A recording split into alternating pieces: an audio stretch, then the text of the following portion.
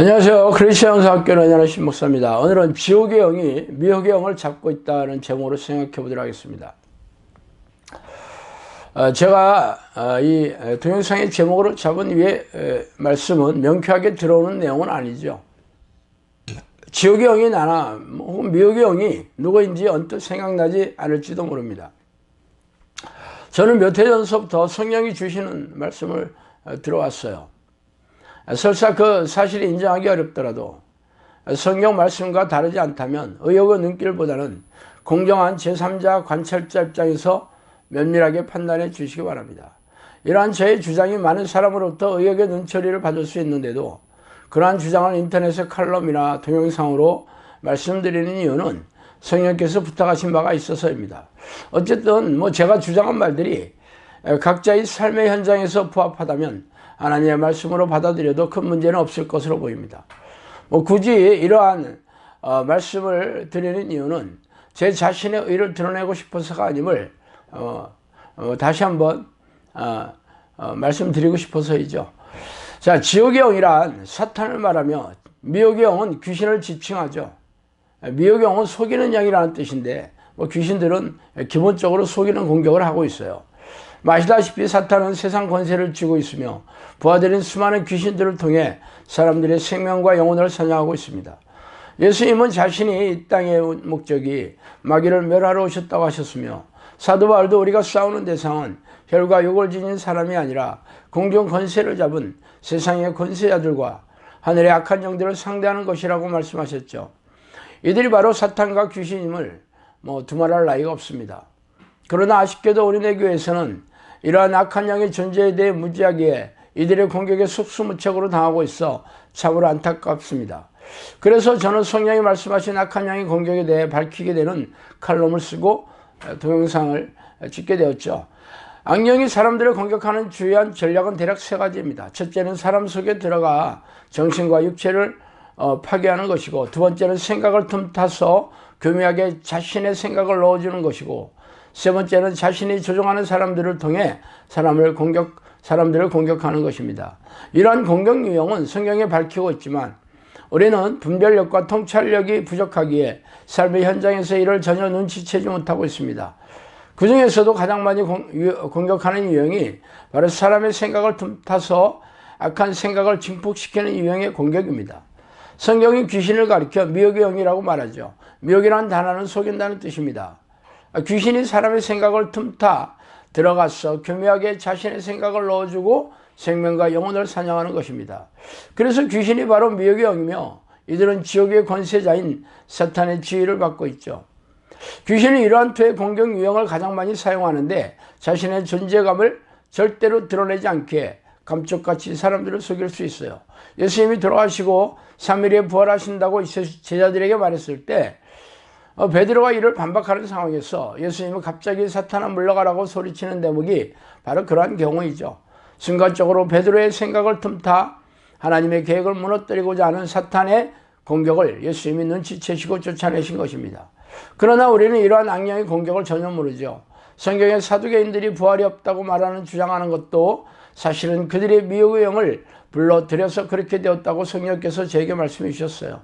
미혹의 영이 사람의 생각에 넣어주는 생각들은 모두 악한 생각들이에요. 미움, 시기, 질투, 분열, 싸움, 쾌락, 음란, 불신앙, 술 취함 등의 생각이 들어온다면 필시 미혹의 영이 넣어주었다고 보시면 됩니다. 그러나 사람들은 이러한 생각이 귀신이 넣어준 생각인지 분별하지 못하기에 미움과 증오에 가득 차서 분노를 터뜨리며 싸움을 하고 분열을 하게 되는 것입니다. 그래서 가정이 파탄나고 회사가 노사분규에 휩쓸리고 교회가 쪼개지고 국론이 분열되죠. 음란한 생각으로 불륜죄를 짓고 불신앙으로 하나님을 믿지 않으며 교회가 심각한 영적 침체를 겪고 있는 이유이기도 합니다. 미혹의 영은 교회 내에서도 깊숙이 들어와 교회 지도자들을 장악하고 있습니다. 성령은 교회가 기도하지 않는 이유도 미혹의 영이 기도를 못하게 하기 때문이라고 말씀하셨어요.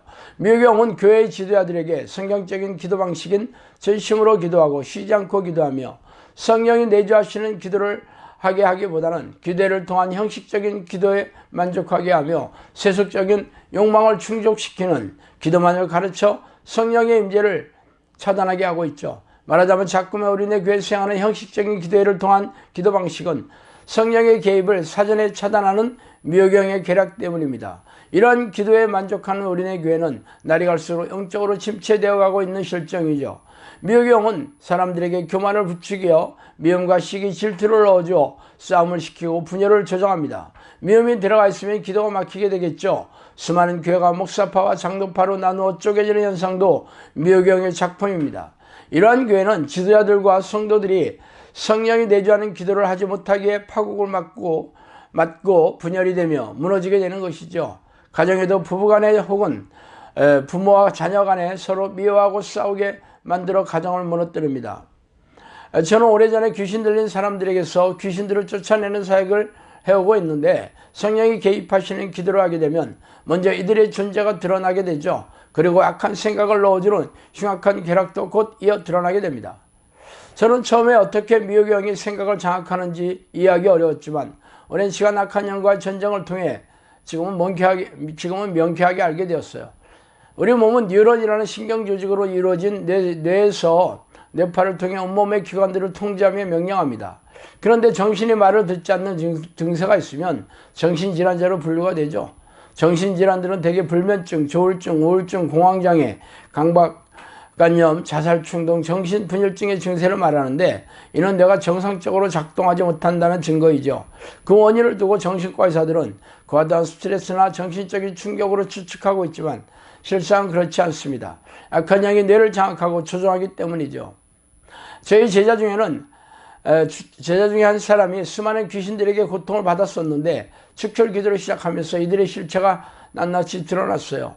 그들이 고통스러워하면서 온몸을 장악하고 있는 상태를 고스란히 드러냈어요.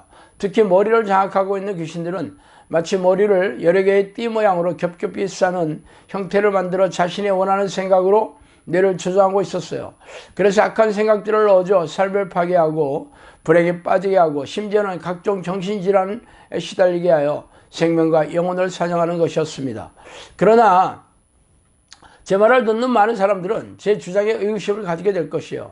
그러나 제게 찾아온 수많은 정신질환자들을 축혈 기도로 말끔히 치유하고 회복시켜서 그 증거로 삼고 있습니다.